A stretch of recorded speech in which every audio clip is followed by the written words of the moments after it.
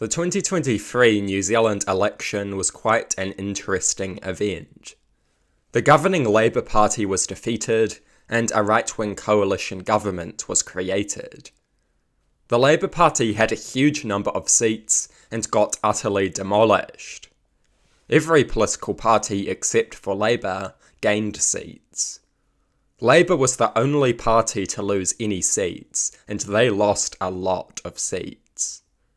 Some of their most experienced politicians were kicked out of Parliament. Many of their safe seats fell. It was pathetic. But who did I vote for?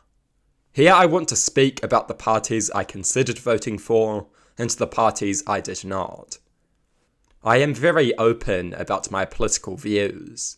I do not pretend to dislike all parties equally, although as a rule, I do dislike all of the political parties. None of the parties look much like my ideal party. The best policy platforms on offer are mediocre. Many great policies are absent. Although I am grateful that unlike many other countries, we do at least have a range of choices. That is the great thing about a proportional system. I am critical of every political party. But some political parties are far worse than others. Some political parties are far better than others. There are some parties that I did not even consider voting for. The ACT Party. The ACT Party is an anti-worker, donor-serving party. They are funded by rich people, and they serve rich people shamelessly. They believe in gigantic tax cuts for the rich, paid for by huge cuts to the public services that ordinary people rely on. They want a stagnant minimum wage.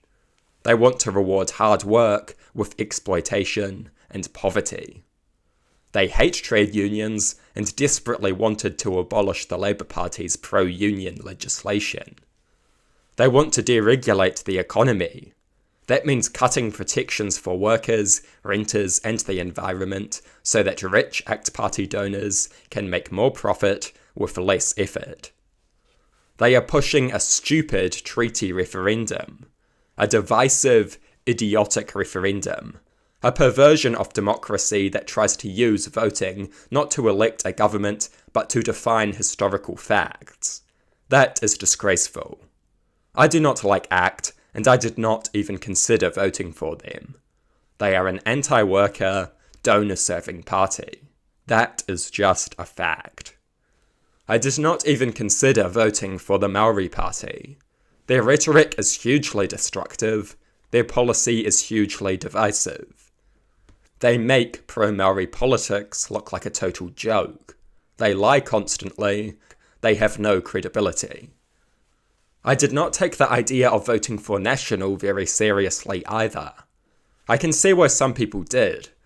They were frustrated with Labour Party stupidity, and they viewed National as a moderate and respectable alternative. A pragmatic, credible alternative.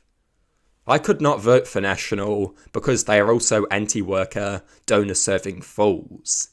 They have no original ideas or serious solutions. They are even less bold than Labour. They are weak, and weakness is not what this country needs. The biggest reason that I didn't vote for National was ACT. The ACT Party is a guaranteed coalition partner for National. I will not vote for National because I do not want ACT and their deranged anti-worker agenda in government. I did not even consider voting for any of the tiny conspiracy parties. Vision, Loyal, New Zeal, Democracy NZ. These people are all idiots. Most of their policies are garbage. The parties are all led by egotistical idiots exploiting distrust in the system to pursue their own ends. The huge number of almost identical conspiracy parties is all the reason you need to avoid voting for them. They have demonstrated that they are incapable of working together or cooperating. That alone makes them totally unfit for government. They are all led by cynical, ambitious, egotistical people who should not be anywhere near power. They also had no chance of crossing the threshold, so voting for them is a wasted vote. But what parties did I consider voting for? I considered voting for the Labour Party. I would have voted for Labour if they had some decent policies, but instead, Hipkins wanted to be a moderate centrist. He thought that standing for nothing was a good idea. GST, or fruit and veg, was one of their flagship policies. It was beyond pathetic. We need bold policy, not weak centrist nonsense. Labour squandered 6 years in government and totally failed to deliver the bold reform that New Zealand desperately needs. They could not even do something as basic as decriminalising cannabis. Their 2023 election campaign proved that this weak, spineless form of governance would have continued had they won. I was not willing to reward this weakness with my vote, so I did not vote for Labour. I will consider voting for them next election, but only if they get their act together. I considered voting for New Zealand First. I do not like New Zealand First very much. They are shamelessly corrupt, they have stupid policies, they offer no bold vision or serious solutions. They try to import cancerous culture wars of the kind that has destroyed American politics. But I did consider voting for them simply to keep ACT in check. I considered voting for them because I knew they would be a handbrake to prevent the deranged agenda of the ACT Party. I knew that if New Zealand First was in government, ACT would be less powerful. And indeed, this has been the case. Without Winston, the spending cuts would almost certainly be deeper. Without Winston, they would have raised the retirement age. Without Winston, they would have removed the foreign buyers ban. In the end, I did not vote for Winston. His desperate attempts at importing anti-transgender culture wars were very off-putting. New Zealand First desperately wants to import the cancerous culture wars that have destroyed American politics. All the rambling about woke this and woke that. It is pathetic, and I did not vote for New Zealand First for this reason. I considered voting for the Opportunities Party. I quite like the Opportunities Party. They are one of the few political parties that takes the corruption issue seriously.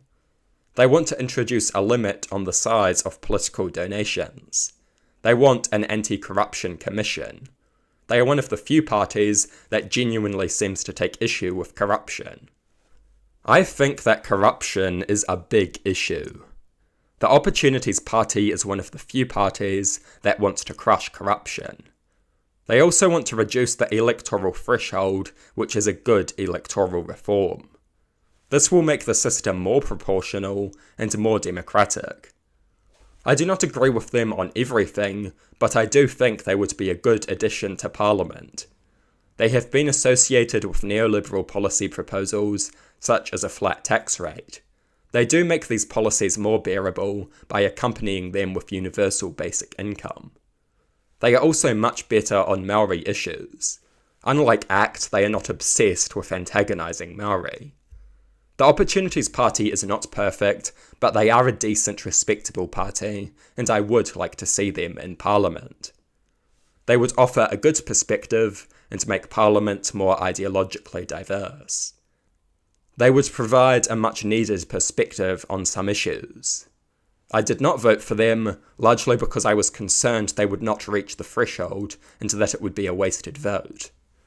The legitimacy of such concerns is a conversation for another day. So who did I vote for? I don't think this will surprise anyone. I voted for the Green Party.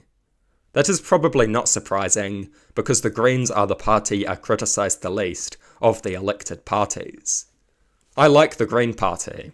Unlike Labour, the Green Party is willing to be bold and stand for something.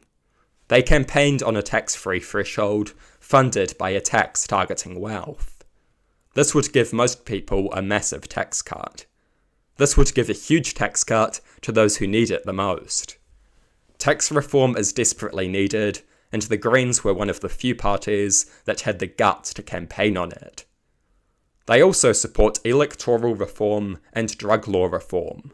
Two much needed things. Two things that Labour does not have the guts to do. I do not agree with the Green Party on everything. I oppose hate speech laws, I oppose the ute tax, I oppose many of their views on the treaty, I oppose a number of the policies that they support. I also think their recent list of scandals has been pretty appalling. Some people may say the Greens are too extreme. On some issues they are too extreme, and on some issues they are not extreme enough. But I do not vote for the Greens to be a Green Party government. I vote for the Greens to get a coalition government made up of Labour and the Greens. Some Green Party policy may be too extreme, but most of it will be watered down in coalition negotiations. In a proportional system, it is reasonable to vote for something more extreme than what you want, knowing that it will be watered down. Some people may say the Greens would destroy the economy. James Shaw knows infinitely more about finance than Nicola Willis. We need to stop equating being moderate with being reasonable. There are plenty of irrational moderates out there. I think the Green Party is the best party in Parliament. They are not weak moderates like Labour, they are not deranged idiots like the Maori Party. They are not corrupt culture war waging fools like New Zealand First. They are not anti-worker donor-serving idiots like ACT and National. They do have many flaws, and they are far from perfect. They are far from ideal. But in my view, they are the best party currently in Parliament. I wear my heart on my sleeve. I do not pretend to have no views or opinions. I do not pretend to be totally neutral. I have a preferred side, and I am open about that. But I am also not a partisan hack. I am not dedicated to any party. I am dedicated to policies and values. I will criticise every party when they deserve it, and they all deserve it. Thank you for watching this video. What party did you vote for in 2023? Tell me in the comment section.